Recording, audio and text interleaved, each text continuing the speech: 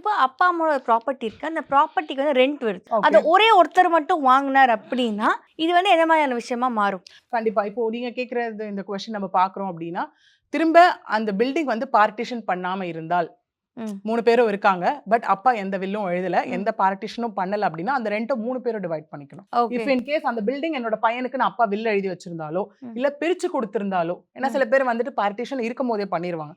உனக்கு இவ்ளோ சொத்து, உனக்கு இவ்ளோ இன்னைக்கு நெறைய பேரண்ட்ஸ் பயப்படுற விஷயம் அதுதான். ம். நான் இருக்க வரைக்கும் என் கண்ணு முன்னாடி பசங்க நல்லா இருக்காங்க. ம். நாங்க போனதுக்கு அப்புறம் வந்து ம். சொத்துக்காக அடிச்சுக்கிட்டாங்கன்னா, அதனால குடும்பம் பிரிஞ்சிடக்கூடாது. அப்படின்னு இன்னைக்கு நெறைய பேர் இருக்கும்போதே, உங்களுக்கு வில்ல தாண்டி இது எக்ஸிகியூஷன் டீடே குடுத்துடுறாங்க உங்களுக்கு. பார்ட்டிஷன் பண்ணி அவங்களுக்கு ரெஜிஸ்ட்ரேஷனே பண்ணி குடுத்துடுறாங்க. அப்படி இருக்கும்போது இஃப் இன் கேஸ் அந்த பில்டிங் காமன் ப்ராப்பர்ட்டியா இருந்தால், ஷேர் வந்து 3 பசங்களா 3 பேருக்கும் போணும். Irrespective of men or women.